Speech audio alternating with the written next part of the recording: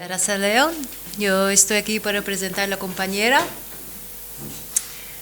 Pero antes de todo quería dar gracias también a Sabaldi por organizar esta Semana de Solidaridad y con este tema también, ¿no?, de resistencias de esta organización, de estos cooperativismos.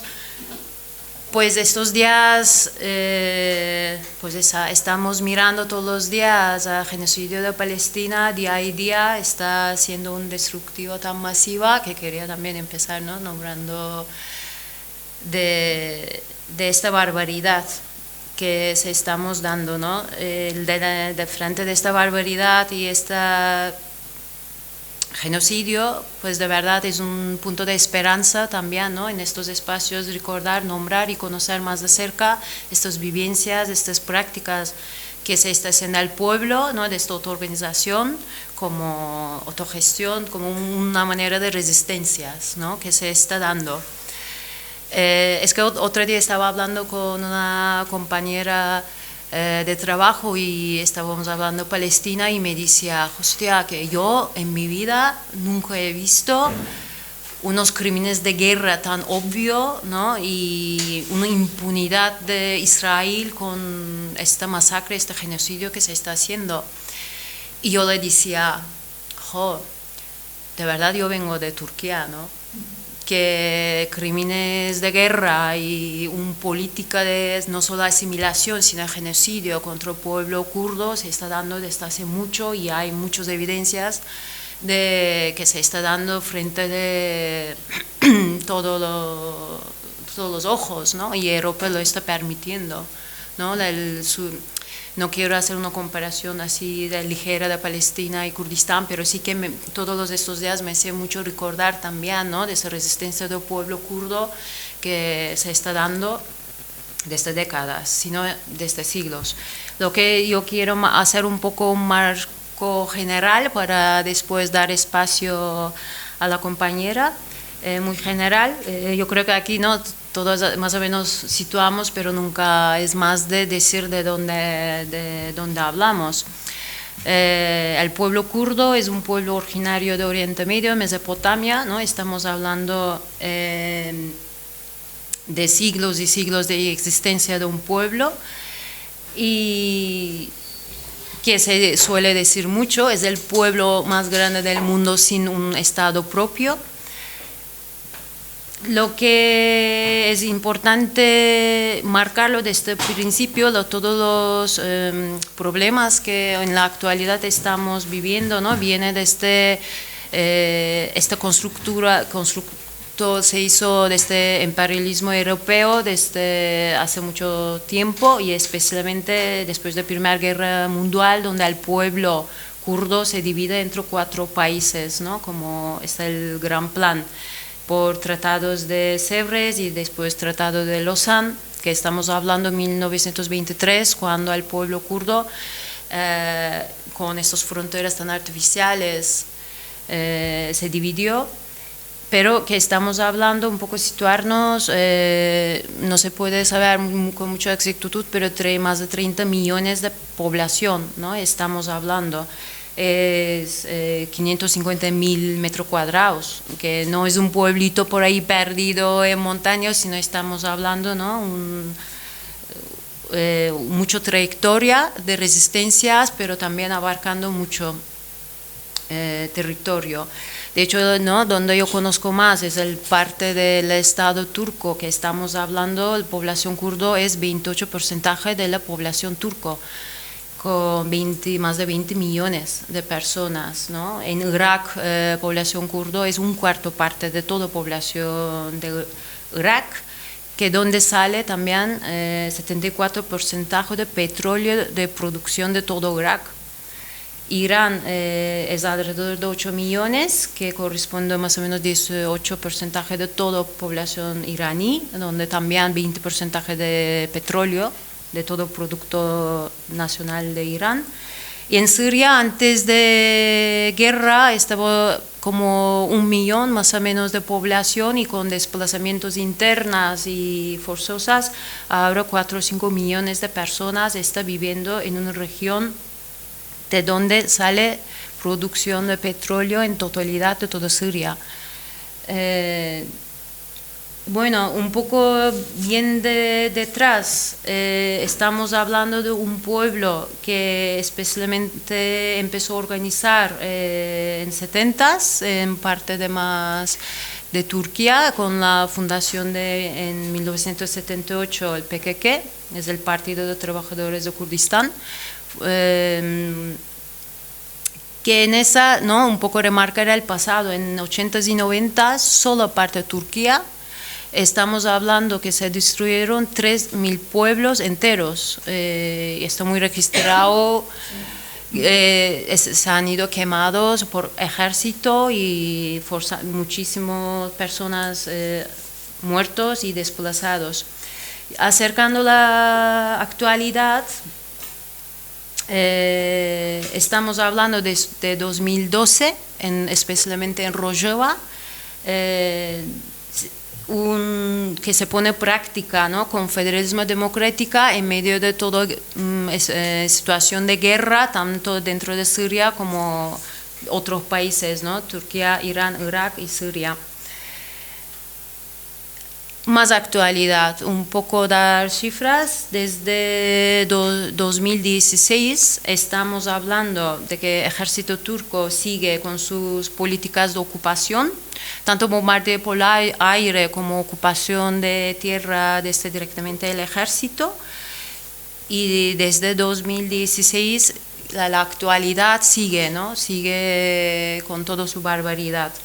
Entre 2017 y 2020, por los agentes independientes internacionales, se han contabilizado 3.319 ataques a población civil desde el ejército turco y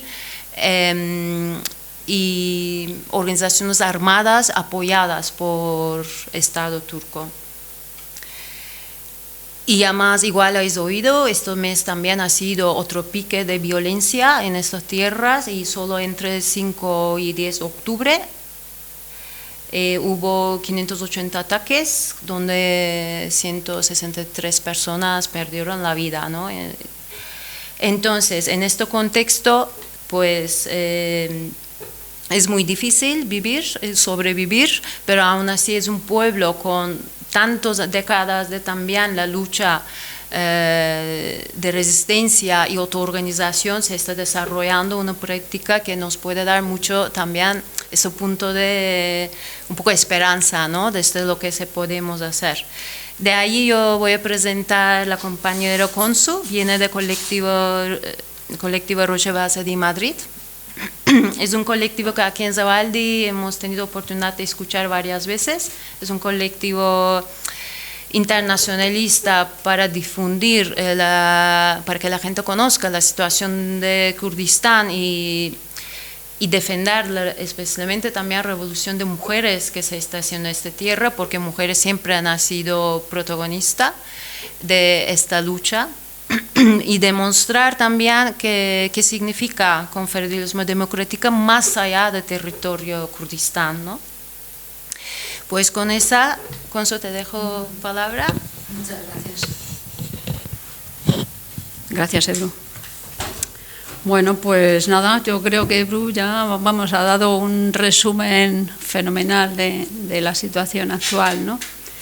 Yo, en primer lugar, pues quería agradeceros que estéis aquí y que os intereséis por este pueblo que está tan olvidado, y tantos genocidios olvidados a lo largo de la historia y solapados en muchas ocasiones por esas otras atrocidades que se están produciendo estos días, que nos llegan tan a fondo, ¿no? Y agradezco al espacio de Zabaldi para que nos dé la oportunidad de poder contar no solo lo malo, lo terrible que ocurre allí, sino también toda esa lucha y todos esos éxitos que están consiguiendo para mejorar una sociedad que está en franco peligro de genocidio y extinción, ¿no? Bueno, yo creo que ella, como Ebrus, ha contado bastante cuál es la situación general. Yo solamente quería sí poneros un poco Kurdistán en el mapa, aunque sé que bastantes de vosotros tenéis mucho conocimiento de dónde está ubicado Kurdistán y en concreto dónde está Rojava, pues creo que los mapas siempre clarifican un poco, ¿no? Aquí arriba, esa parte de color naranja es aproximadamente la región de Kurdistán, del Gran Kurdistán. Como veis, hay cuatro fronteras, fronteras que se inventaron unos señores que se llamaban Sykes y Picot, un inglés y un francés, en medio de la Primera Guerra Mundial, cuando ya sabían que el imperio alemán y el imperio turco, el imperio otomano que lo había apoyado, pues iban a perder la guerra, ¿no? Decidieron dividirse este espacio y ahí podéis ver las fronteras aproximadamente. Kurdistán es un país muy montañoso en general. Hay dos grandes cadenas montañosas, una en la frontera entre Bakur, me vais a perdonar, pero me voy a referir siempre a Bakur, Bashur, Rojava y Rojalat, que son las cuatro partes del Kurdistán, norte, sur, este y oeste, ¿vale? Porque, bueno, pues porque es esa parte, aunque estén dentro de unos estados, los kurdos no reconocen fronteras, ¿no? Hay dos cadenas montañosas muy grandes, como os decía, uno justo la línea que separa Bakur de Rojava. Toda la parte del norte de Bakur es muy montañosa. También la parte que separa Bashur de Rojalat, ¿vale? Y luego hay dos zonas muy planas que son la parte occidental de Bashur y todo Rojava. Rojava es una zona que se encuentra en lo que se conoce como la Alta Mesopotamia, en el creciente fértil entre los ríos Tigris y Éufrates, y es una zona extraordinariamente rica en recursos, ¿no? Rica en recursos tanto agrícolas como de agua como de petróleo, ¿no? En el mapa que veis ahí a la derecha, la parte de color naranja es lo que ahora mismo se conoce como Administración Autónoma del Norte y Este de Siria. Porque Rojava es simplemente occidente o oeste en kurdo. Pero sabréis que en los años 2014-2015 hubo un movimiento, una organización terrorista llamada Estado Islámico, que en muy poco tiempo se apoderó de gran parte de Irak y de Siria, y hasta que llegó a un pueblito chiquito que se ve allí arriba, no sé si lo podéis leer bien, que se llama Kobane. Entre la parte roja aquí se lee regular, pero ahí hay un pueblo, una ciudad pequeña que se llama Kobane, y que con una gran resistencia las mujeres de las fuerzas de defensa de las mujeres, las IPJ, y las fuerzas de defensa popular, las IPG, resistieron el embate de Estado Islámico hasta conseguir que se formase la coalición internacional anti-Daesh y bombardearan para ayudar a esas fuerzas que luchaban contra Estado Islámico únicamente con armas ligeras, ¿no? A partir de ahí, ese fue el principio del fin de Estado Islámico. A partir de ahí, las fuerzas de autodefensa kurdas fueron barriendo a Estado Islámico hasta finalizar con su ocupación territorial en esa zona que hay abajo, que pone Deir ez-Zor, que es donde están todos los campos de petróleo de Irak, en la parte de esa esquina de color naranja, y ahí acabó Estado Islámico. En esa lucha contra Estado Islámico, las fuerzas de autodefensa en aquel momento en su mayoría kurdas, se han dejado 11.000 muertos. 11.000 muertos, mujeres y hombres, la mayoría jóvenes, toda una generación que ha luchado por terminar con el fascismo más aberrante que os podáis imaginar. Y ese fascismo ha estado haciendo atentados terroristas en Europa. Lo que pasa es que en Europa tenemos muy poca memoria. Entonces, cuando había atentados terroristas nos acordábamos de lo que era, pero ahora que ya no los hay, pues abandonamos a esta gente que se ha dejado tanto, ¿no?, por el camino. Bueno, entonces toda esa parte naranja es la Administración Autónoma del Norte y Este de Siria, y es donde ahora, desde el año 2012, se está tratando de implementar una nueva sociedad. Una sociedad que está basada en tres pilares fundamentales. El pilar fundamental es la liberación de la mujer. Ese es el principio básico del confederalismo democrático, que es esta teoría política social que ha promovido, digamos, o que ha desarrollado una persona, el líder kurdo el pueblo kurdo, Abdullah Öcalan, que se encuentra en la cárcel en aislamiento total en Turquía desde hace 24 años. Bueno, pues con las bases teóricas de Abdullah Öcalan y la práctica que se está poniendo en Rojava, se va avanzando sobre ese modelo de nueva sociedad, ¿no? Y el pilar fundamental son las mujeres. Es más, el PKK, el Movimiento de Liberación Kurdo, dice una cosa muy interesante, y es más importante la liberación de la mujer que la liberación nacional. Por un hecho muy claro, algo muy simple, porque las mujeres son el 50% de la sociedad, y si el 50% de la sociedad no es libre, la sociedad no puede ser libre.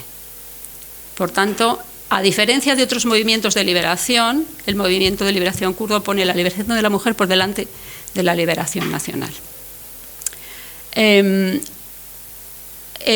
Otro pilar importante es la ecología social. Tal vez sepáis que Abdullah Öcalan, cuando entró en la cárcel, en Imrali, comenzó a leer a muchos filósofos y pensadores políticos, y uno de ellos era Murray Bookchin, el creador de un movimiento que se llama Municipalismo Libertario, y es el padre de la ecología social. Y a partir de esas lecturas fue cuando Abdullah Öcalan empezó a desarrollar la pata, digamos, ecológica del movimiento del confederalismo democrático.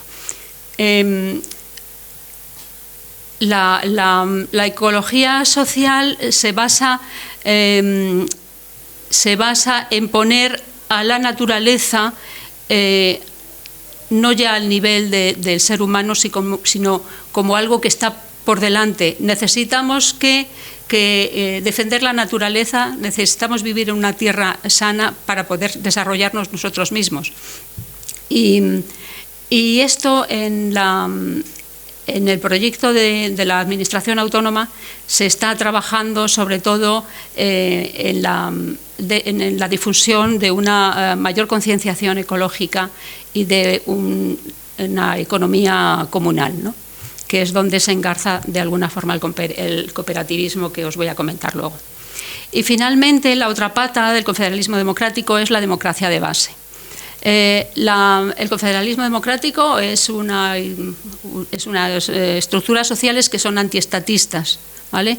No, el pueblo kurdo, y ya desde el movimiento de liberación de Kurdistán, ya desde principios de los años 90, y concretamente creo que fue en el año 1993, el PKK comunicó su fin de la búsqueda de un Estado independiente. Cuando ahora todavía Turquía habla, los movimientos del AKP o del MHP, que son los partidos de derecha que están en el gobierno en Turquía, hablan del separatismo o los intentos de independencia del grupo terrorista PKK, realmente es falso, porque ya hace 20 años que el PKK aceptó la unidad de Turquía. Lo único que sí piden que a los kurdos se les trate como unos ciudadanos más, cosa que no ocurre hasta el momento, ¿no? Bueno, pues en esta zona, en la administración autónoma, se ha instaurado una democracia de base cuya unidad fundamental son las comunas, y a través de esas comunas y unos comités que se engarzan en ellas, se va creando todo un sistema de cooperación y de desarrollo de estructuras de suministro y de apoyo a la población y de organización que no son un Estado, y que además son las personas que forman parte de la comuna las que realmente toman las decisiones sobre los asuntos que les competen. No vienen, digamos que no vienen puestas las decisiones desde el ayuntamiento, digamos, o desde la comunidad, sino que es desde la comuna de donde se toman esas decisiones, ¿no? Esta sociedad es flexible, es multicultural, es antimonopolista y sobre todo está muy orientada al consenso, ¿no? Las decisiones se toman por consenso.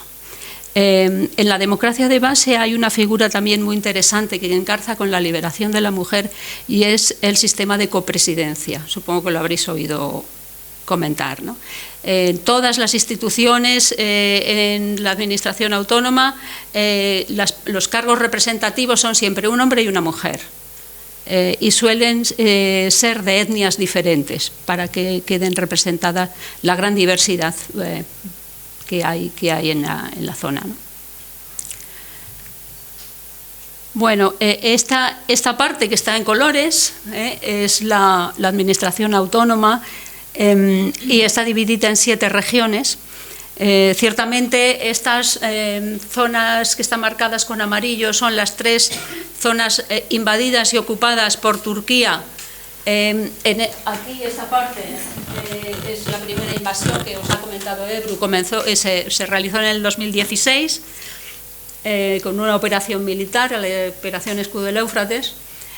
Luego en el 2018, enero del 18, se invadió y se ocupó una zona eminentemente kurda y donde estaba más desarrollado en ese momento el confederalismo democrático, que es la región de Afrin, una región muy similar a lo que es Jaén para nosotros, una zona de olivos. Las mejores aceitunas, digamos, de Oriente Medio salían de aquellos campos de Afrin, ¿no? Esa invasión de Afrin provocó un desplazamiento de 150.000 personas que se han ubicado sobre todo alrededor de esta zona roja, y están rodeados de yihadistas y viven en campos de refugiados. Y esos propios campos de refugiados se organizan según el modelo del confederalismo democrático. O sea, eso es otra de las características que tienen los pueblos, las poblaciones kurdas, y es que allá donde van se organizan en función de esta paradigma político de comunas y consejos y cooperativas, ¿no? Y finalmente, en el año 2019, en octubre del 2019, Turquía invadió esa zona otra que están Serekaniyye y Tel Abyad, y que eran también, esta zona es muy importante porque Serekaniyye también era una ciudad y el contorno donde estaba muy desarrollado el confederalismo democrático, y además es una zona riquísima de una gran cantidad, eso significa manantial en kurdo, Serekaniyye, y entonces es una zona pues de mucha agua, que es muy necesaria en una zona tan desértica como esa, ¿no?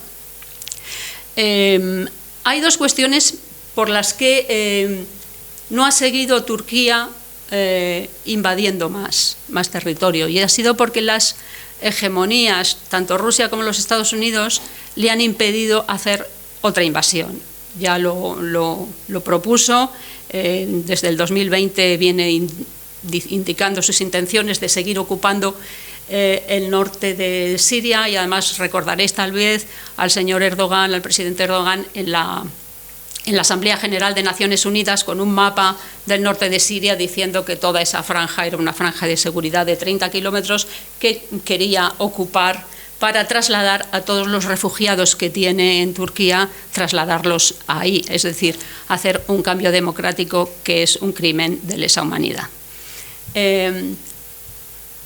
Creo que hay un punto importante, y es que tanto Afrin como Serekaniyye se invadieron y se ocuparon por dos facilidades que se le dieron a Turquía. En Afrin, que era un espacio aéreo cubierto por Rusia, quitó los escudos aéreos para que pudiesen invadir.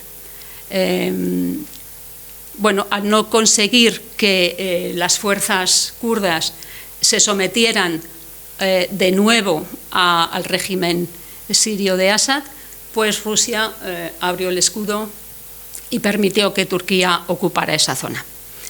Y Serekaniyye también se pudo invadir y ocupar, porque tal vez recordéis que el señor Trump, en un momento dado, el presidente Trump decidió retirar todos sus soldados que tenía estacionados en Siria, y al día siguiente de decir que los sacó, y de hecho los sacó a los soldados a Irak, al día siguiente Turquía invadió Serekaniyye y Tel Aviv. Por tanto, creo que tenemos que tener muy claro que si las potencias hegemónicas están allí para quedarse, para repartirse los recursos, y no van a apoyar en absoluto un sistema democrático antiestatista. No hay Estado que defienda un sistema antiestatista, ¿no? Sí que van a tratar de utilizar en lo posible a las fuerzas que hay en la región para defender sus propios intereses. Bueno, si tenéis alguna pregunta, vosotros cortarme, que si no, no os quedéis con dudas, ¿vale? Bueno, quería contaros un poquito el contexto que tiene esta zona a nivel ecológico, para que sepáis cuál es el entorno en el que se mueve este nuevo modelo de economía comunal. Esta zona, veis que está el río Éufrates, allá arriba, aquel que tiene un lago, el río Jabur, el Tigris está un poco más para allá. Aquí es donde hace aproximadamente 4.000 o 5.000 años se inventó la agricultura y, por tanto, la civilización. Y desde entonces ya ha habido pues, ciertas alteraciones de los ecosistemas, ¿no? Pero es verdad que en el Neolítico y en las postrimerías del Neolítico y en la Edad de Bronce todavía no estaba desarrollado el sistema estatal, con lo cual, aunque había asentamientos y la gente pues comenzaba a utilizar la agricultura, pero era de una forma todavía muy respetuosa con el medio ambiente, ¿no? El deterioro ecológico en la zona se produce sobre todo en el siglo XX y especialmente a partir del año 63, cuando el partido Baas, partido socialista afiliado al bloque de la Unión Soviética, toma el control de Siria y decide realizar una serie de intervenciones en las cuales el Estado es quien organiza la economía y, por tanto, la sociedad en el país, ¿no? Es una zona muy rica, como os digo, y entonces el Estado decide que allí se va a utilizar como granero del país, ¿no? Entonces se crean enormes campos de trigo, se deforesta muchas zonas para hacer grandes campos de monocultivo, de trigo, de algodón. El algodón en las zonas cercanas a los ríos, porque evidentemente el algodón necesita muchísima agua,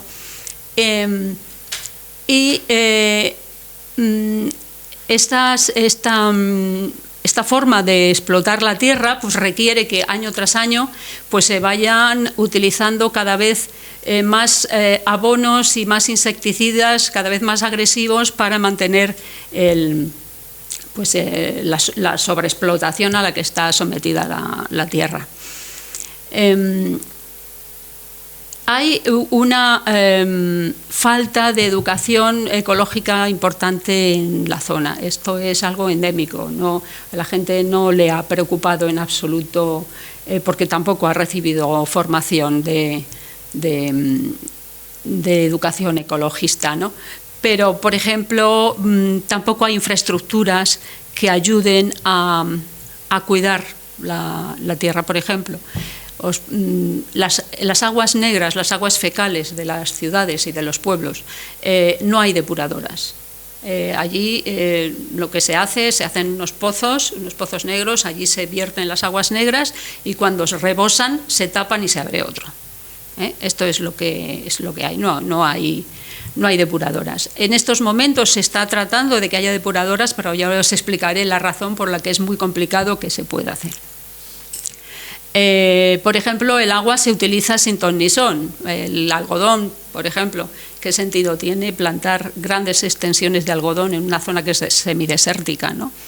Y además el algodón requiere también mucho sobreuso de fertilizantes y de insecticidas, cuando pues hay a lo mejor otros productos que se pueden plantar y que pueden utilizarse para hacer ropa que no sea el algodón y que necesiten menos explotación de la tierra, ¿no?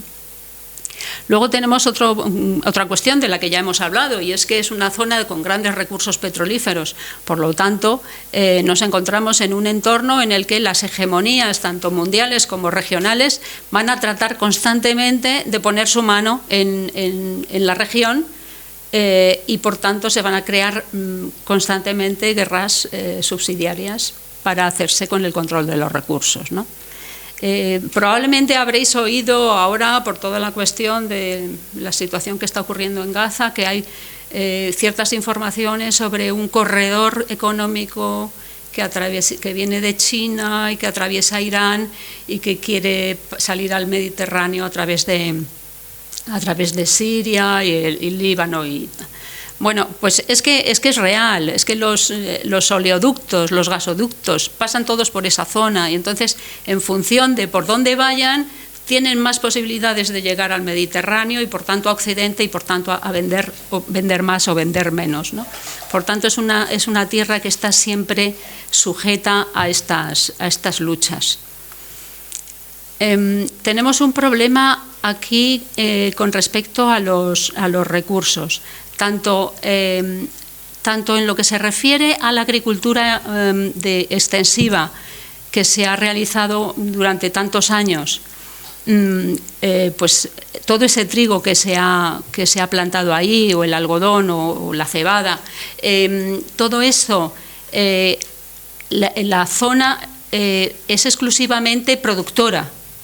No ha habido nunca, y así se ha hecho intencionadamente, no ha habido nunca empresas de procesamiento de esa agricultura.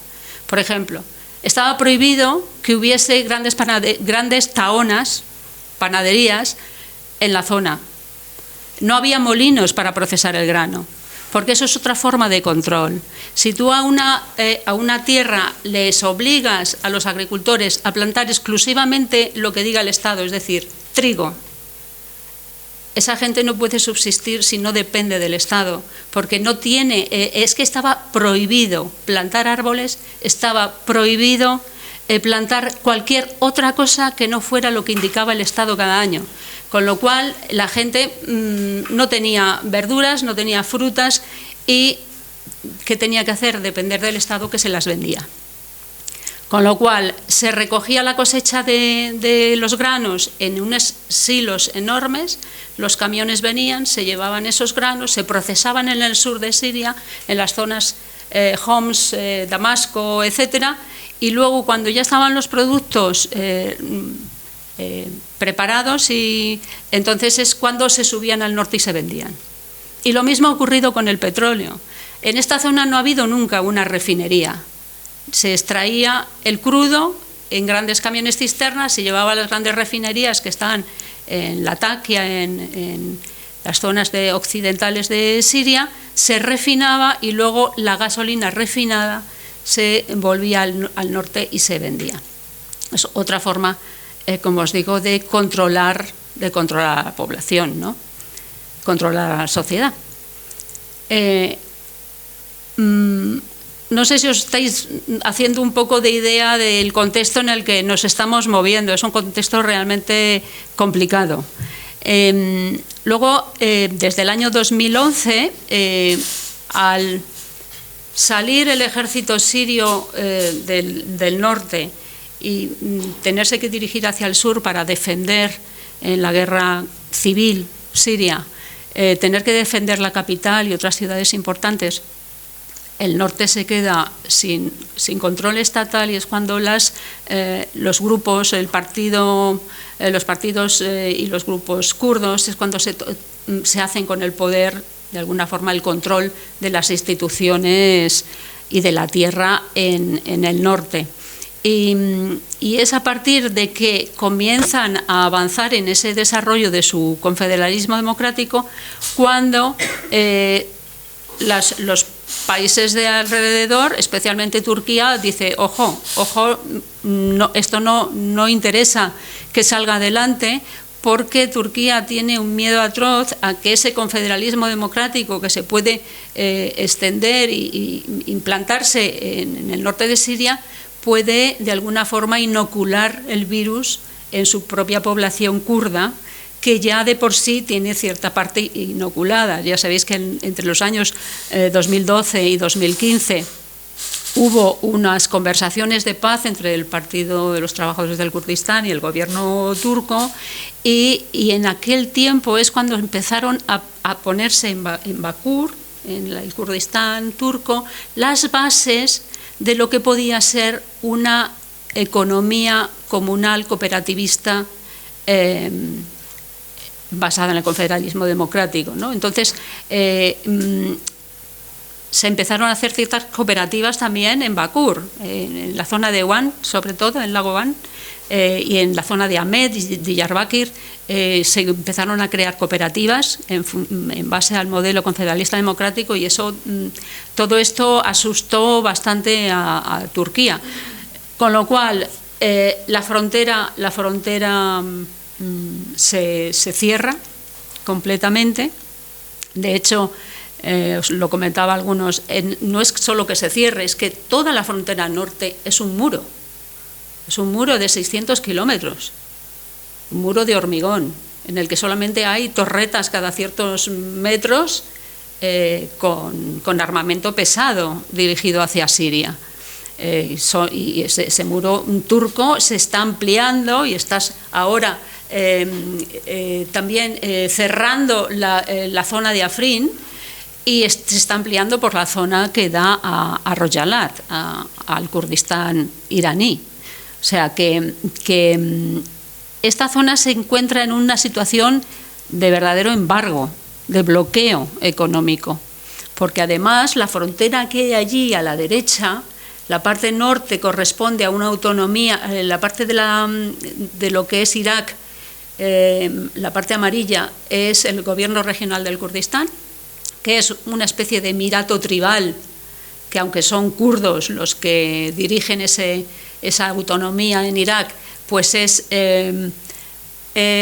una familia muy allegada y muy interesada en el negocio y el comercio con Turquía, y están apoyando completamente todo lo que está haciendo Turquía en la zona. Y luego el sur, que es ya frontera iraquí, esas fronteras están cerradas. El único paso que hay principal, donde entraba toda la ayuda humanitaria desde Irak a Rojava, pues el paso de Al-Yarubiyya está cerrado desde hace años, porque Rusia ha vetado su apertura en el Consejo de Seguridad de las Naciones Unidas. el único paso donde pasan ciertas mercancías, muy pocas, y se abren y se cierran cuando les parece, es en un pequeño paso que hay en el norte del gobierno regional del Kurdistán, que es el paso de Semalka. Y ahí, bueno, pues a veces se puede pasar y a veces no se puede pasar.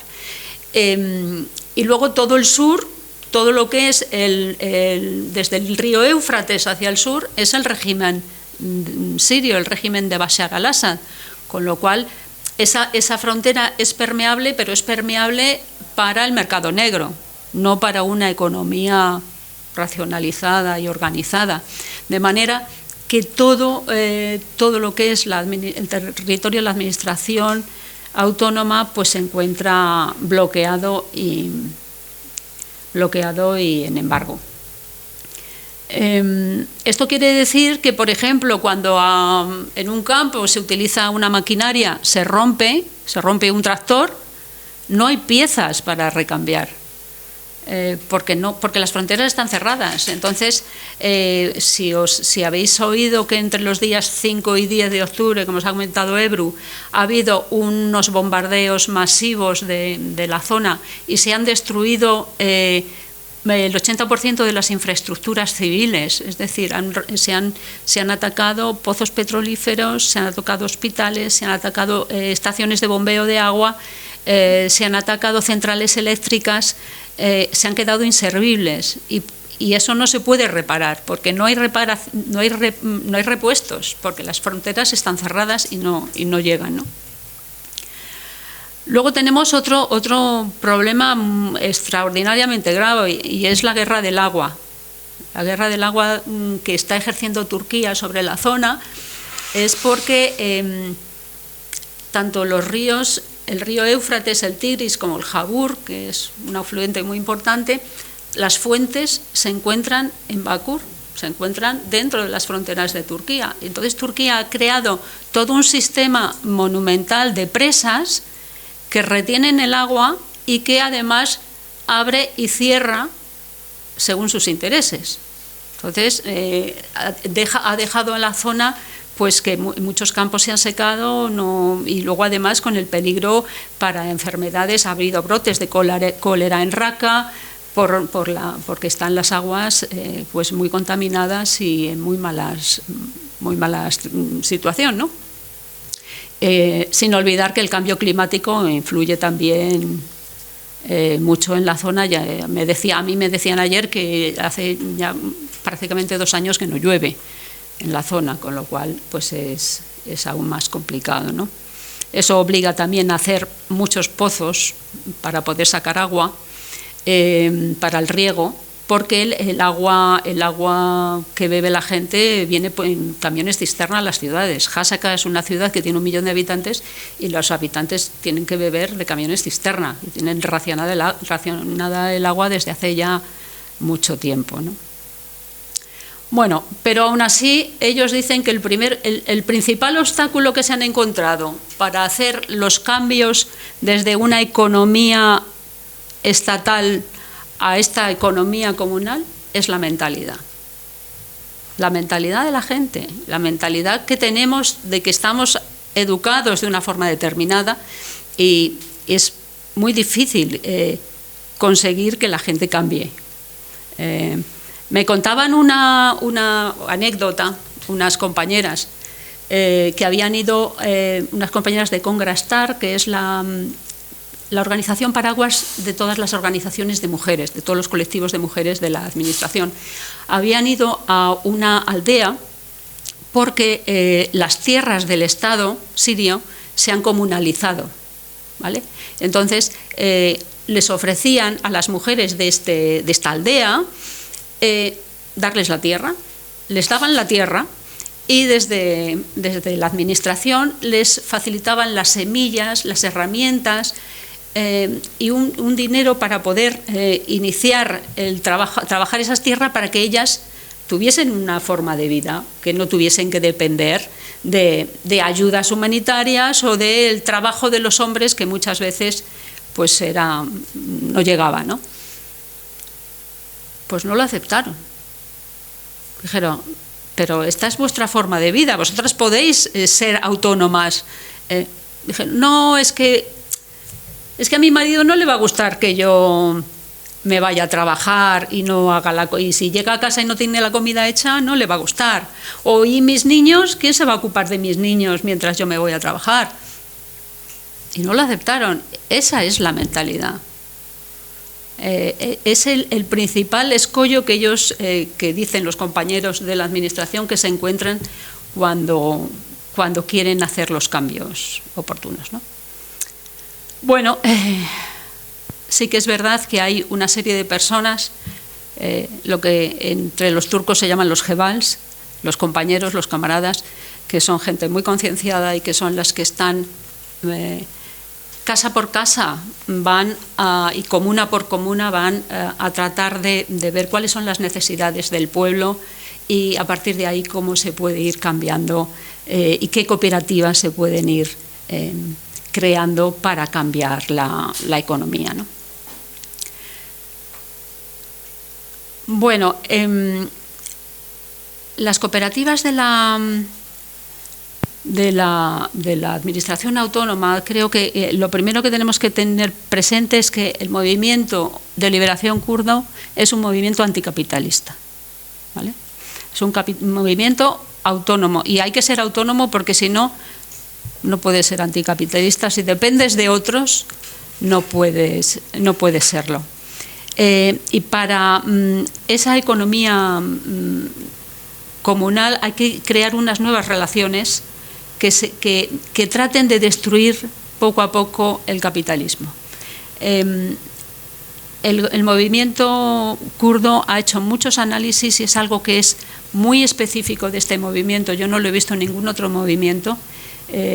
Ni siquiera el movimiento palestino, que tiene unas bases importantes, tal vez el movimiento zapatista se parezca un poco, pero el movimiento kurdo hace unos análisis de la situación histórica y de la situación política y económica de base y de los estudios de la personalidad que se hace cada uno de los compañeros. Son gente que ha estudiado, que trabaja mucho desde la intelectualidad, ¿no? Y eso va bien, pero luego se coteja con la realidad y se hace lo que es otra de las características del movimiento kurdo, es la crítica y la autocrítica. Constantemente se ponen en práctica ciertas cosas, se critican, se autocritican y además no les duelen prendas en ponerse delante de todos los demás compañeros y decir yo reconozco que esto lo he hecho mal, tengo que cambiar a hacerlo bien. Hay específicamente un trabajo que se hace que se llama el TECMIL, que es muy interesante porque cada vez que se hace un proyecto y se va trabajando, hay unas reuniones en las que se critica y se valora y se evalúa lo que se ha estado haciendo, se sacan los peros y se trata de mejorar. Y eso creo que es lo que le da mucho vigor y sobre todo mucha pervivencia en el tiempo a este movimiento que lleva ya más de 40 años luchando, ¿no? por la libertad ya no solo de Kurdistán, yo creo que de la sociedad en su conjunto. El objetivo principal de esta economía comunal es la autosuficiencia. Está claro que no pueden depender de otros, los tienen rodeados, están bloqueados y es el primer objetivo que hay. Además, estas cooperativas facilitan la liberación de la mujer en el sentido de que las mujeres siempre han dependido de los hombres, desde el Neolítico han dependido siempre de los hombres para vivir y este modelo cooperativista les permite acceder a una autonomía económica que les permite además liberarse para cubrir puestos en la administración y en las instituciones públicas. La mayoría, como os podéis imaginar, con este objetivo de autosuficiencia, la mayoría de las cooperativas son agrícolas. Sobre todo se trata de introducir muchos otros cultivos que no sean solamente de los cereales. Es verdad que es muy fácil seguir cultivando cereales porque la tierra ya está hecha y las estructuras están hechas para cultivar cereal, y además es muy cómodo porque requiere poco trabajo. Pero lo que se les está pidiendo a todas aquellas cooperativas que quieren seguir cultivando cereal es que cultiven exclusivamente para el pan propio, que procuren que no haya excedentes, ¿no? Es otra de las características de este tipo de economía comunal, y es que no se busca la ganancia económica, y por tanto el excedente se trata de acortar lo mínimo. Pero luego hay muchos tipos de cooperativas. De hecho, hay unas cooperativas muy interesantes que son las cooperativas de servicios.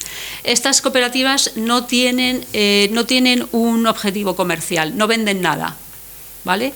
Sino que dan servicios a los propios cooperativistas. Por ejemplo, os podéis imaginar que si no hay luz, no hay, el sistema eléctrico está funcionando fatal, pues hay generadores eléctricos que, bueno, pues son unos generadores como muy antiguos y tal, pero siempre hay gente que tiene cierta capacidad para mantenerlos, y entonces se reúnen una serie de vecinos.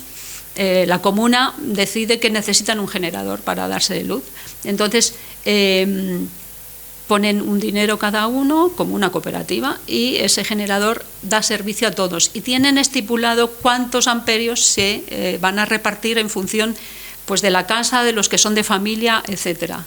Y recogen una pequeña cantidad por el gasto que hacen de electricidad, y esa pequeña cantidad que se recoge sirve para mantener el generador.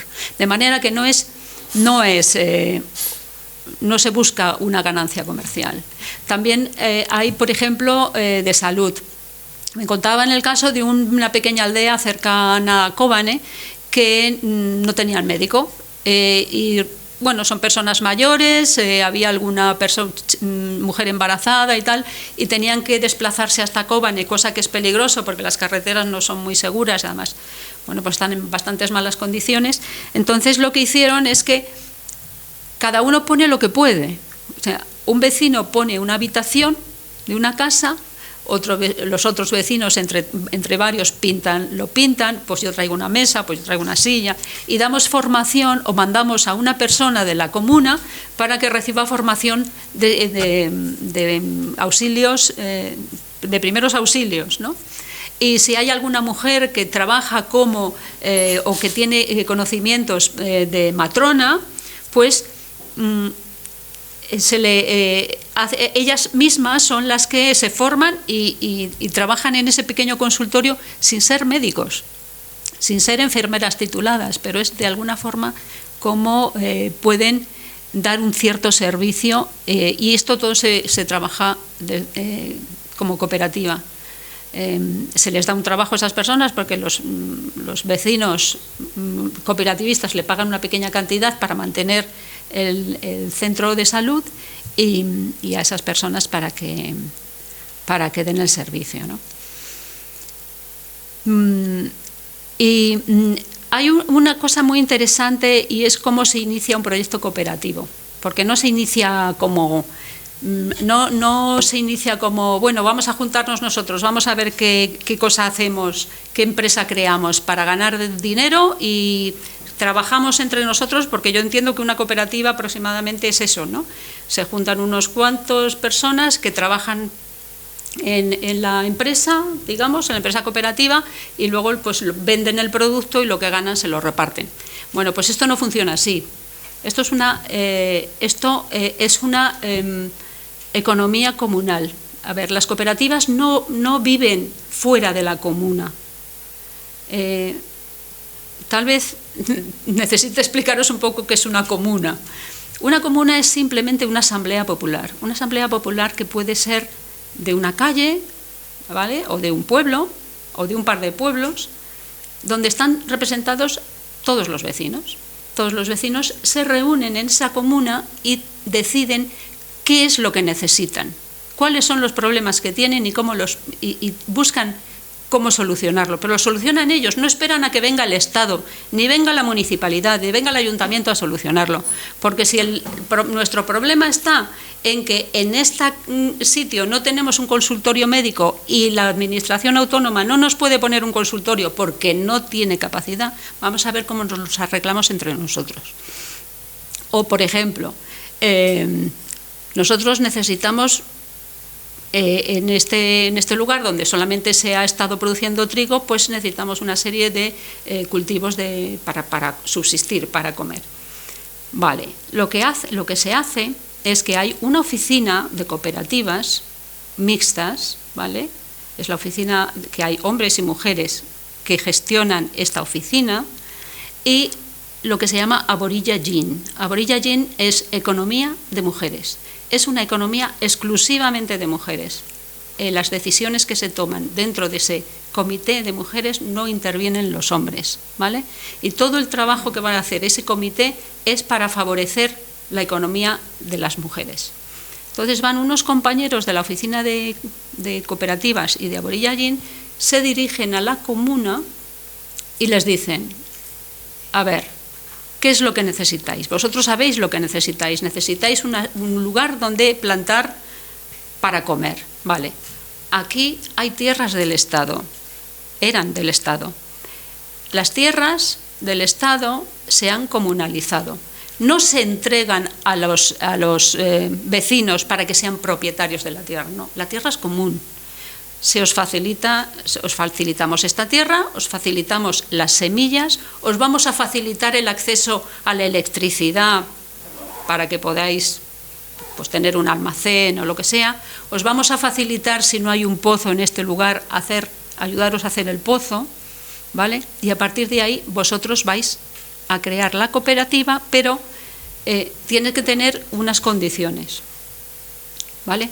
Esa forma hace que la cooperativa no se convierta en una empresa en la que unas personas trabajan para ganar dinero, sino que dependen de las decisiones de la comuna. La comuna tiene, digamos, capacidad de veto sobre la cooperativa.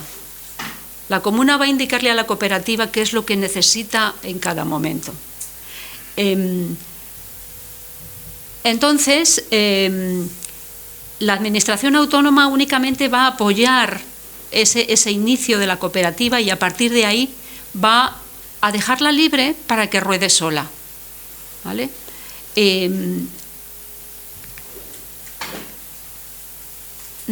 Hay unos principios básicos que esos tal vez os puedan interesar verlos en nuestra página web, rojavazadimadrid.org. Tenemos muchísimo material sobre las cooperativas. De hecho, todo lo que es normativa, acuerdos, contratos, bases y tal de las cooperativas, las podéis encontrar en nuestra página web. Hay un contrato social que es como una especie de constitución que se promulgó en el año 2014 y luego se revisó en el año 2016, donde se sientan las bases de lo que es la administración autónoma, ¿no? Más que la administración autónoma, la autonomía democrática, sí. Y ahí ya se especifica en algún artículo que el sistema económico es el sistema comunal y el de las cooperativas, ¿no? Por ejemplo, hay un artículo que dice, el artículo 9 dice: la vida democrática, ecológica y social es el medio para construir una sociedad democrática y ecológica con el objeto de no dañar, esquilmar ni destruir la naturaleza. Eso es un artículo de la Constitución. No lo sé si en la Constitución de por aquí tenemos algo similar. Por ejemplo, por ley, por este contrato social, se colectivizan los recursos básicos.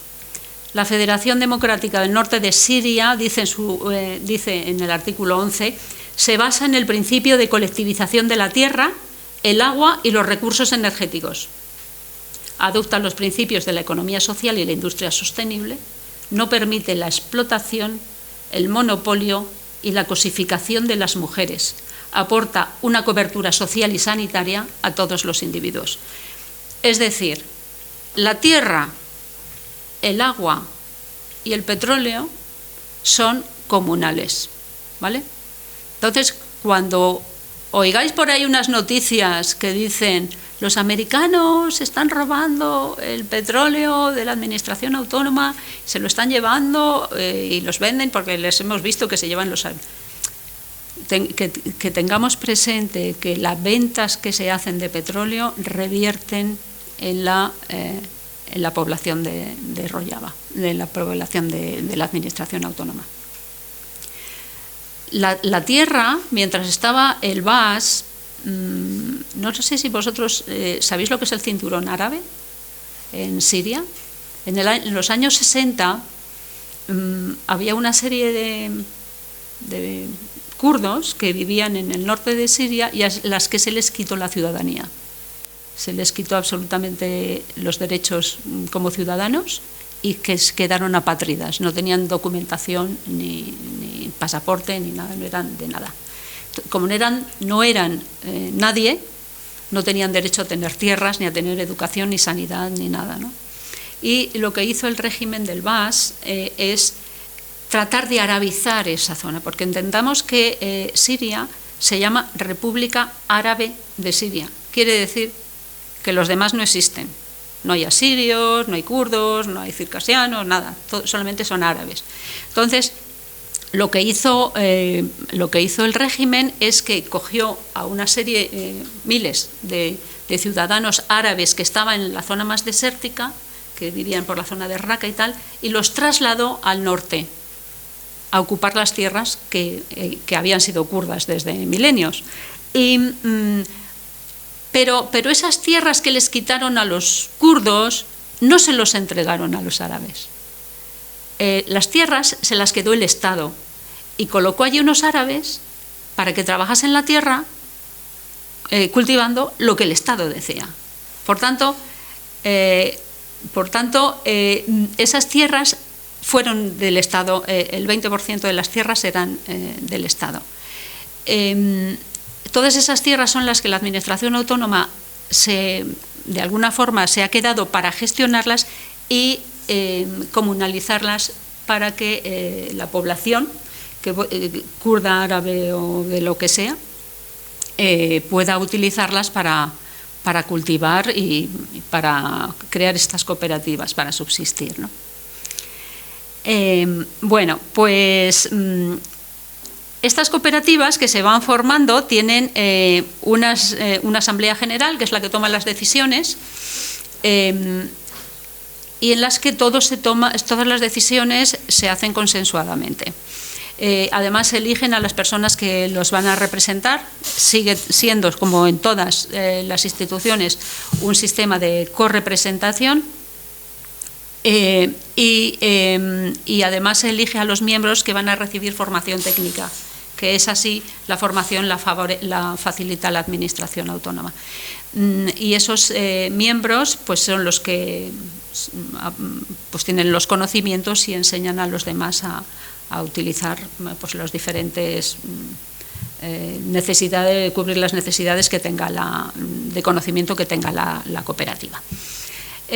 Hay un reparto que está más o menos fijado de lo que son los ingresos que recibe la cooperativa, porque generalmente cuando una cooperativa es agrícola, lo que hace es que lo que cultiva, y si llega a buen término, pues lo primero es que sirve para las propias familias que trabajan en la cooperativa para su subsistencia a un precio mínimo.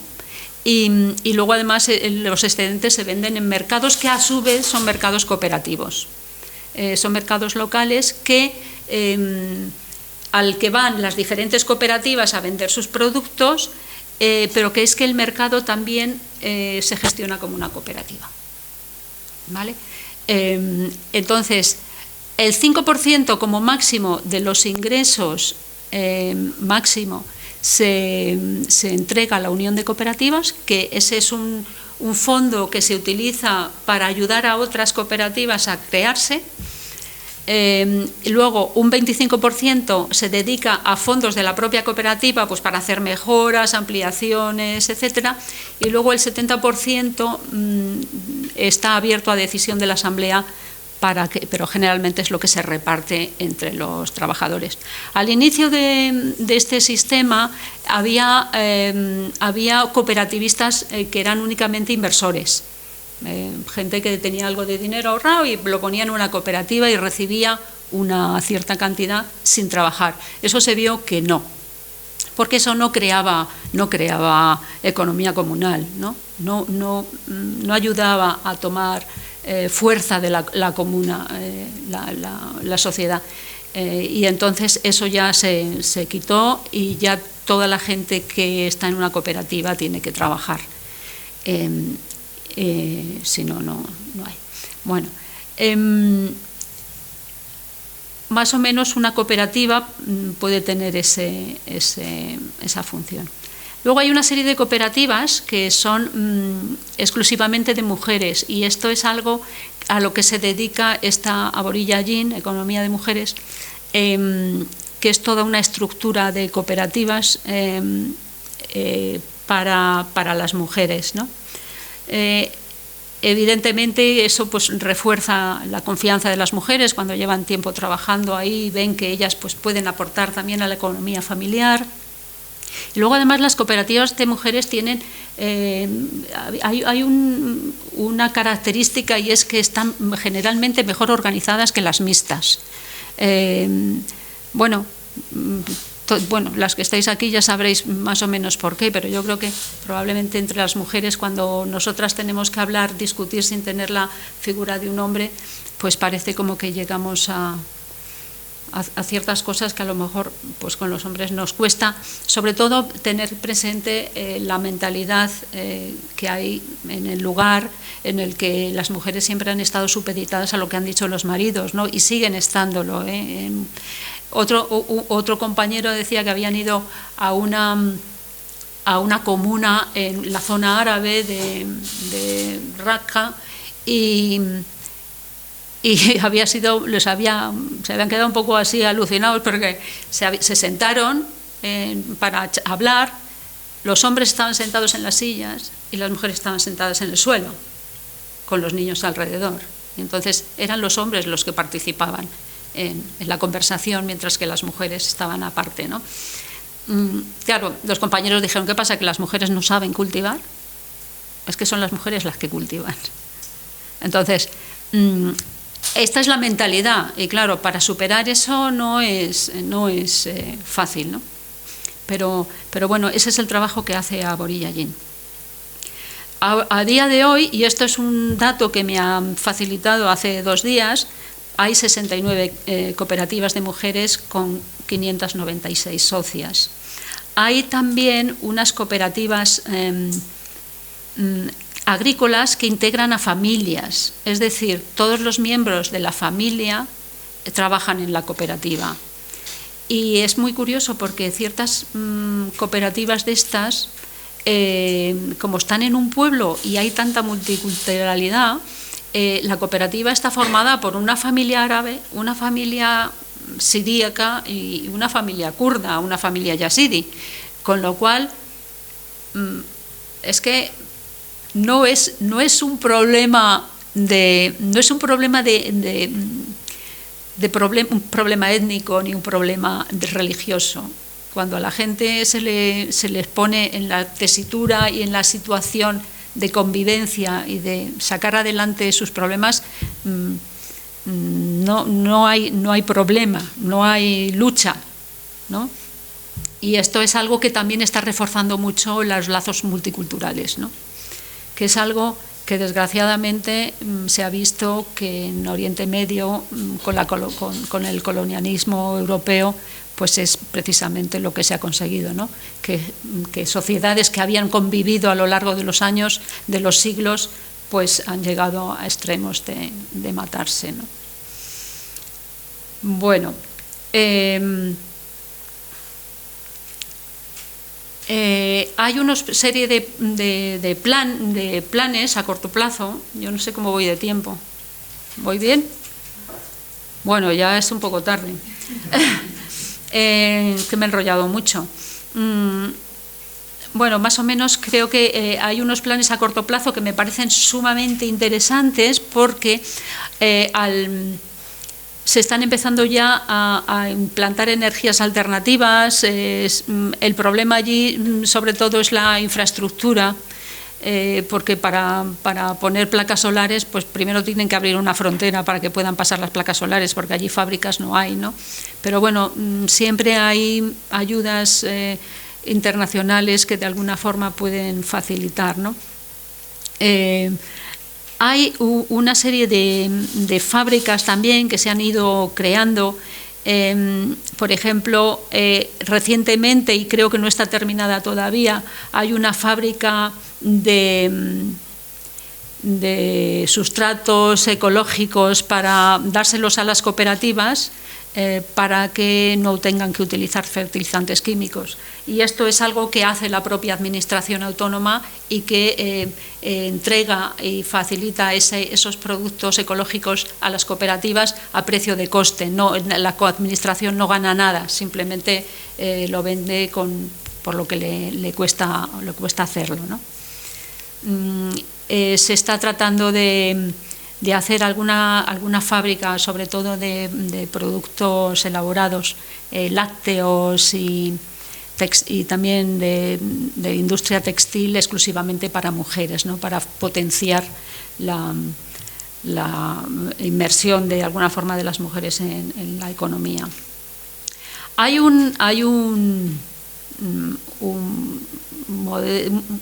una aldea de mujeres que tal vez hayáis oído hablar de ella, que es Jinhuar, que es un prototipo, no es exactamente una cooperativa, pero sí es un prototipo de economía comunal exclusivamente de mujeres. Es una ciudad, es una aldea, ahí tenéis varias fotos de la aldea.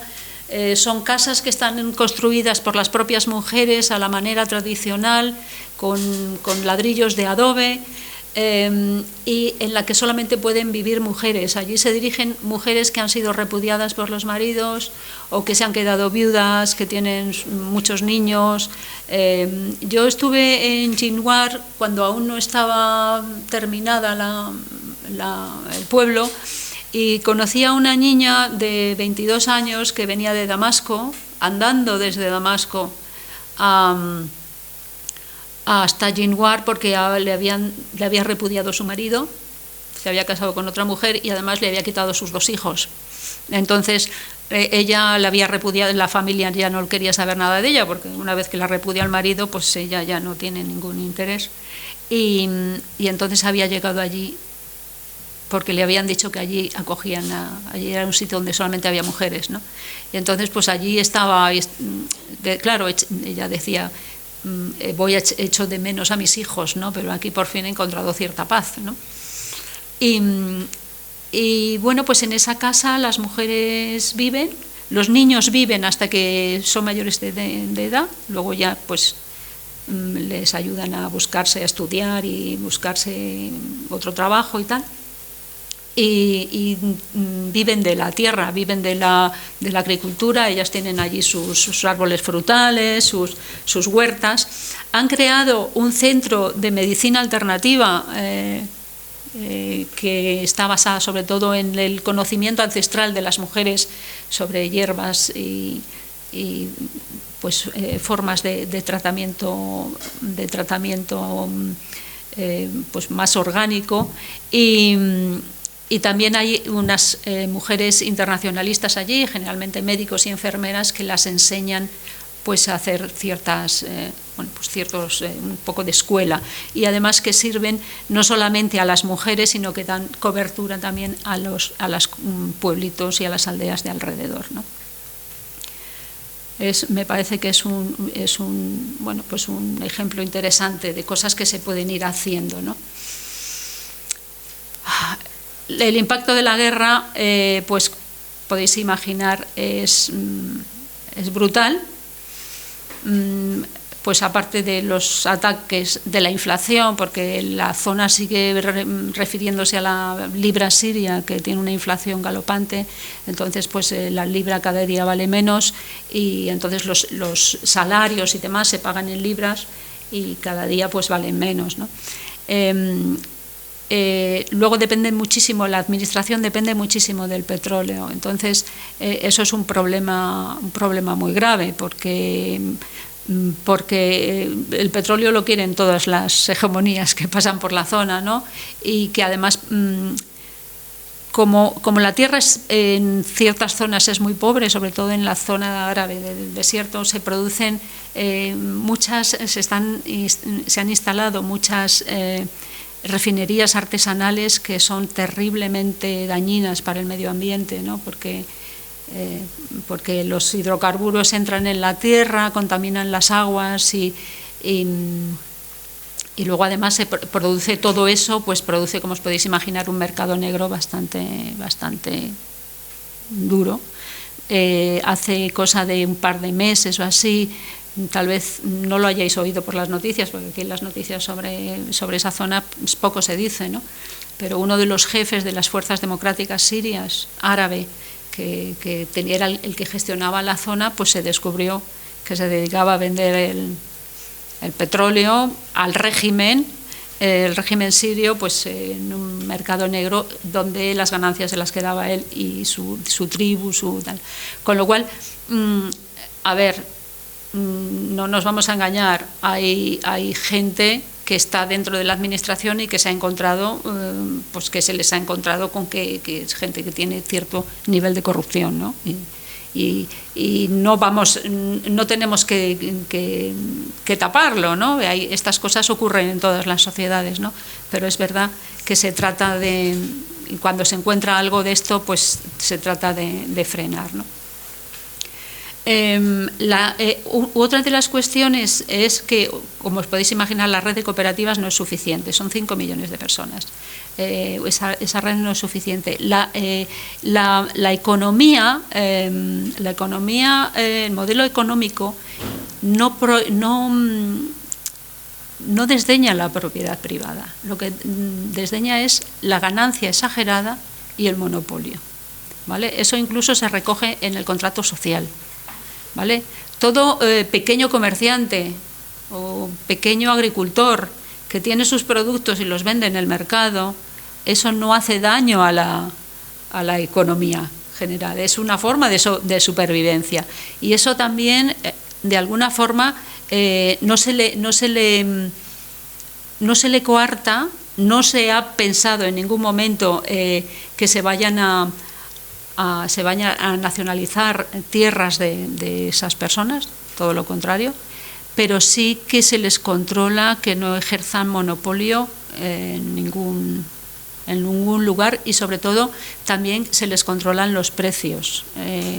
No se les permite que suban más de una cantidad, porque en las cooperativas todos sus precios están muy regulados y siempre son por debajo del precio del agricultor, del pequeño agricultor, ¿no? Bueno, hay otras cosas que están, unas tiendas se llaman tiendas Neuros, que son las que gestiona la administración autónoma y que se surten de productos de las cooperativas y que son a un precio mínimo, ¿vale? A un precio mínimo, y ese precio mínimo estas tiendas las controla la administración y están dirigidas a personas con familias con escasos recursos, para que la subsistencia por lo menos esté asegurada. Y bueno, finalmente deciros que hay unas fuerzas de autodefensa que son fuerzas civiles, que no son las militares YPG, YPJ o las fuerzas democráticas sirias. Estas se llaman HPC, son fuerzas populares civiles, y hay también un cuerpo que es únicamente de mujeres. Y ellas son las que se dedican a vigilar día y noche los campos, porque en los primeros años de la administración ISIS o bandas terroristas apoyadas por Turquía quemaban los campos cuando ya estaban crecidos, ¿no? Entonces, ahora las HPC se dedican a vigilar los campos para evitar esto, ¿no? Y otra cosa que os decía, bueno, pues también es que se han creado incluso se han creado aldeas nuevas, se han creado comunas con personas desplazadas, familias desplazadas que vienen de otras zonas ocupadas por Turquía y a las que se les ha facilitado un terreno para que ellos hagan su propia comuna y además tengan su propia cooperativa.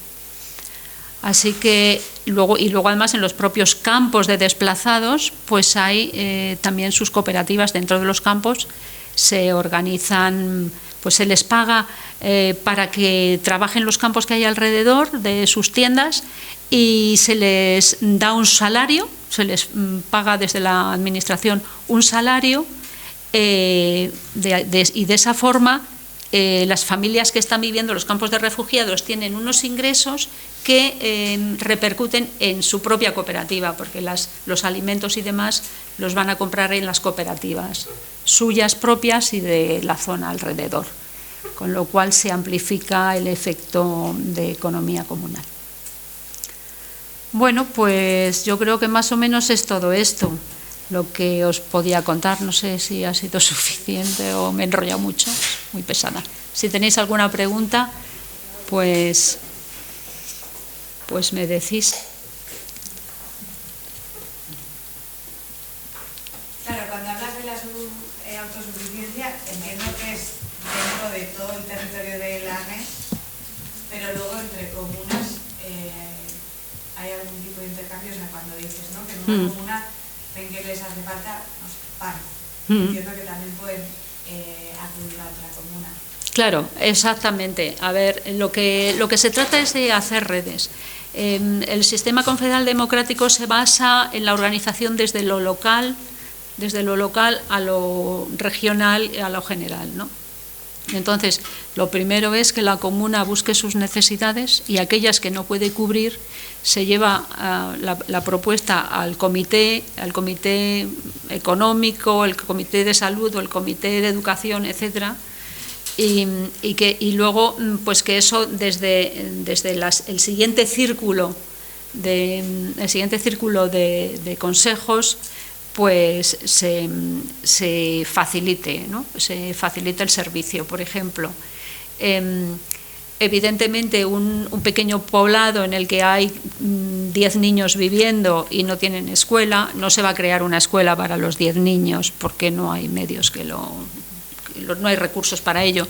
Pero entonces eso se le dice al comité de educación: necesitamos una escuela porque estos niños están sin escolarizar. Entonces ese comité, los representantes de la comuna, que siempre son un hombre y una mujer, son los representantes de la comuna en el siguiente consejo, el consejo de barrio o el consejo de pueblo. Y luego ese tiene diferentes escalas. Y entonces es un consejo de subdistrito o de distrito y hasta llegar a la región, ¿vale? Entonces cuando en una comuna necesitan una escuela, se lo dice al comité, ese lo lleva al siguiente nivel y en el siguiente nivel seguramente que ese mismo problema lo tendrán otras comunas y pueblos de alrededor. Entonces entre ellos se organizarán para hacer un aula o una escuela para todos los niños de la zona. Y lo mismo ocurre con las necesidades básicas. Si en un pueblo hay una cooperativa agrícola y en el pueblo de al lado hay una cooperativa, por ejemplo, de productos lácteos donde hacen yogur o quesos o tal, eso todo se lleva al mercado, los mercados locales cooperativos, y se compran y se venden entre ellos. Por ejemplo, esto se hace mucho entre las cooperativas de mujeres, son las que más relaciones tienen unas con otras. Hay ciertas cooperativas de agrícolas de mujeres que venden sus productos a las cooperativas de producción de mermeladas o de producción de conservas. Y entonces ahí hay una sinergia entre las cooperativas. Entre las cooperativas de mujeres se hace todavía más que entre las cooperativas mixtas. ¿Y se hace trueque o siempre Bueno, tengo entendido, yo sé que hay un pueblo en el que desapareció el dinero, pero no os puedo decir porque no tengo más que esa información, que había una aldea en la que era todo trueque y no se sabía esto. Hay también, entre las cooperativas de mujeres, hay alguna experiencia de que se ha dejado de, ¿cómo te digo?, a cada cual según su capacidad y a cada cual según su necesidad. Es decir, en la cooperativa no todas las mujeres perciben el mismo salario, sino que lo perciben en función del número de miembros que tengan en la familia. Una familia con 2 hijos no puede recibir lo mismo que una familia que tiene 5, ¿no? Entonces, eso yo sé que también se ha hecho, y también se ha hecho en alguna cooperativa de mujeres que no trabajan todas al mismo tiempo. Por ejemplo, pues una mujer que está embarazada no puede trabajar lo mismo que otra, pero no por eso cobra menos. Va a seguir percibiendo su salario, o si está enferma o si el marido ha muerto, pues a lo mejor no va a trabajar lo mismo que las otras, pero a recibir siempre lo que necesita para subsistir la familia. Cuando has dicho eso de cada uno según sus necesidades, cada uno pues, según, sí. Suena eso como al comunismo libertario, ¿no? Exacto, sí. O sea, que quiere decir que muchas, lo que he visto yo, pues, al final de cuentas, como la autogestión, o sea, por ejemplo, has dicho que son anticapitalistas, pero también denuncian ya la creación del Estado. O sea que muchas veces aquí, con organizaciones que dicen que sufren la represión por parte de un Estado, la solución que plantean es la creación del propio Estado. O sea, que quiere decir sí. que lo bueno, por ejemplo, del pueblo kurdo es que no quieren la creación de un nuevo Estado, como por ejemplo ahora hablando con Palestina, dice que la solución es la creación de 2 Estados, cuando en realidad los Estados, tanto el capitalismo que se basa en la explotación de las personas, como el Estado en el dominio y la jerarquización de la sociedad. Entonces me parece muy bien, o sea, lo del pueblo kurdo en ese sentido de que, claro, que la evolución, como has comentado, fue no sé si fue por la persona esta que estaba presa, o sea, del PP, que al principio era como una organización más bien marxista, que yo no sé si por la evolución de lo que pasó en los países del bloque, que se derrumbaron toda la ideología, o sea, el marxismo, o sea, todo, la dictadura y todo eso, igual una evolución personal que lo trasladó, que igual trasladó eso, igual imagino que la gente lo vería, o sea, y ya esto igual es lo que no sé, la evolución como... Yo creo que a ver, que Abdullah Öcalan, aparte de, bueno, pues que es un líder carismático dentro del pueblo kurdo, tal vez a nosotros nos cuesta un poco entender esa, de alguna forma, un poco diosificación de la figura mítica casi, ¿no?, de Abdullah Öcalan. Pero es verdad que es un hombre que ha pensado mucho, pero creo que el trabajo intelectual, de estudio, de análisis que se ha hecho en la montaña me refiero a la guerrilla, ha sido muy importante para todo este desarrollo de pensamiento, ¿no?, de salir de la crítica tremenda del socialismo real que hace el movimiento de liberación kurdo, ¿no? Efectivamente, hay una frase de Abdullah Öcalan que dice todo pueblo tiene derecho a la autodeterminación, todo pueblo tiene derecho a tener un Estado propio, pero la creación de un Estado no da más libertad a un pueblo. Entonces, eso, bueno, pues como dijo Durán Calcán el otro día, que a mí me gustó la frase: no hay estados buenos ni malos, un Estado es un Estado.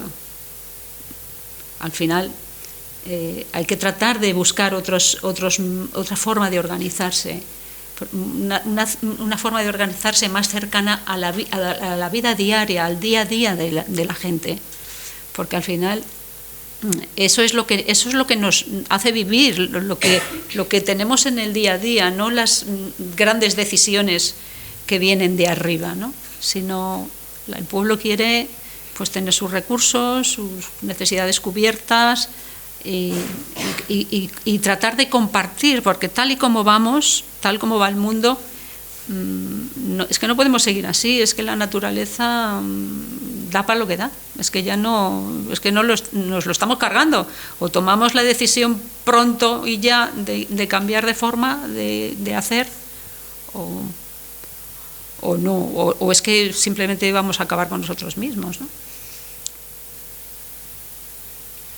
También quería preguntar una cosa, si nos puedes contar un poco las campañas internacionales, ¿no? De estar aquí afuera, cómo podemos apoyar, y también si ahora mismo hay unas campañas que podemos conocer.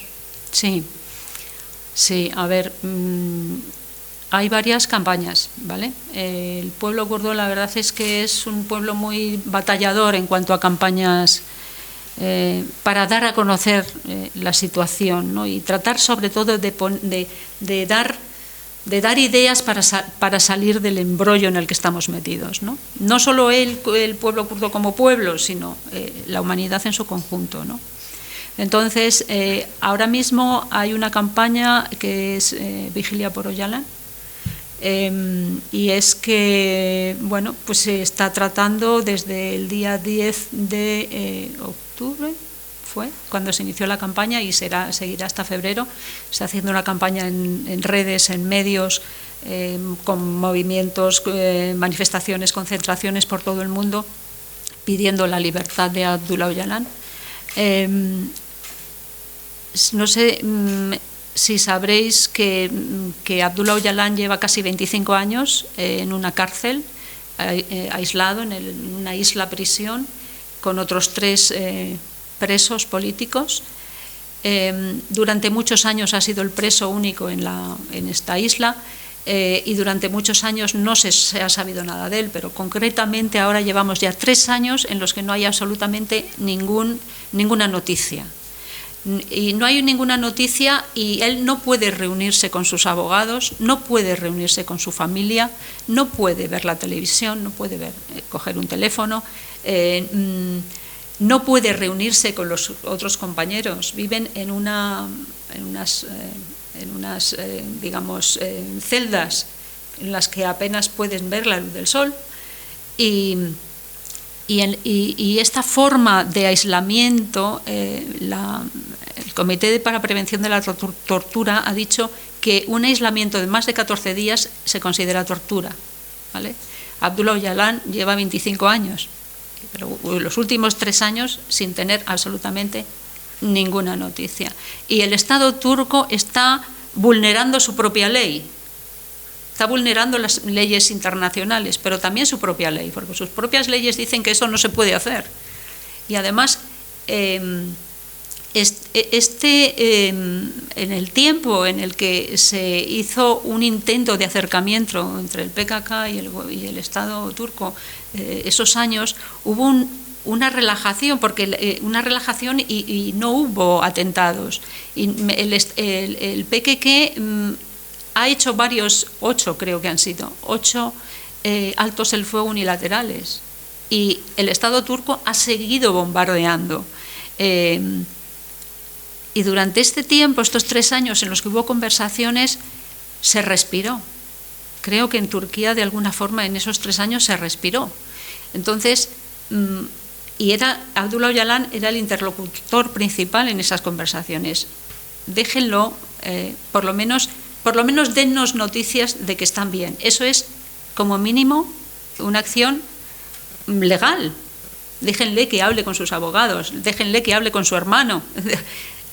Pero aparte de eso, traten de llegar a algún acuerdo, porque no tiene sentido seguir en estas condiciones. Llevan 40 años. Y esos 3 años de conversaciones, ¿a raíz de qué se iniciaron? ¿Y por qué? Bueno, a ver, hay diferentes teorías, pero yo la teoría que tiene el movimiento kurdo es que en esos momentos el señor Erdogan tenía necesidad de un voto de un voto y quería el voto de los kurdos para tener mayorías en la asamblea. Y entonces dijo, bueno, voy a iniciar las conversaciones y esto me va a dar votos. ¿Qué es lo que ocurrió? Pues que el voto no le fue a él, el voto fue para el HDP, para el partido prokurdo, y que alcanzó lo máximo que ha conseguido en su historia, un 13 y pico %. Y eso le negó la mayoría absoluta, con lo cual rompió las conversaciones porque no había conseguido su objetivo, y a partir de ahí se unió, en lugar de llegar a ciertos acuerdos con el HDP, pues se unió al partido ultranacionalista, ¿no? Entonces, que es un partido fascista. Entonces, bueno, pues allí se acabó. Pero se acabó, y se acabó de una forma atroz, porque la forma en que aquello, bueno, la gente que estaba en Bakur, que estaba con muchas ganas de que la guerra acabara, pues cuando se rompieron las conversaciones salió a la calle, aquello fue un despropósito, y el ejército entró a sangre y fuego en las ciudades y arrasó ciudades y quemó a gente en Yesire, quemó a la gente en los sótanos, y el centro de la ciudad de Diyarbakir, patrimonio de la humanidad, se lo cargaron con los tanques. Bueno, y aquello no se dijo prácticamente nada en las noticias en Occidente, ¿no? Porque las cosas que hace Turquía se tapan, y las cosas que hace Israel, pues ya veis, no hace falta ni taparlas, porque no tiene importancia. Yo por eso, a ver, hoy estamos en una situación, la bandera de Palestina está aquí, y la hemos puesto, pues me parece que hay que estar con el pueblo palestino. El pueblo kurdo creo que estará siempre con el pueblo palestino, porque no habría movimiento de liberación de Kurdistán sin el apoyo que el pueblo palestino, y concretamente el Frente Democrático de Liberación de Palestina, dio a Abdullah Öcalan y a la guerrilla del PKK cuando tuvieron que salir de Turquía y estuvieron en Líbano y en Siria, ¿no? Y así lo han dicho. Ha habido mártires kurdos luchando contra Israel en la invasión de Líbano, y estará siempre el pueblo kurdo con el pueblo palestino, a pesar de que es una bandera que para el pueblo kurdo de Siria tiene otro significado, porque es la bandera del Bas, del partido Bas, que es la bandera del régimen,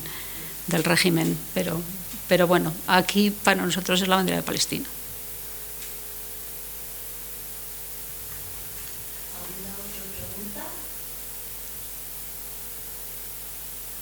¿No? Bueno, pues nada, pues muchísimas gracias por haber atendido este rollo que os he echado. Muchas gracias. Encantada.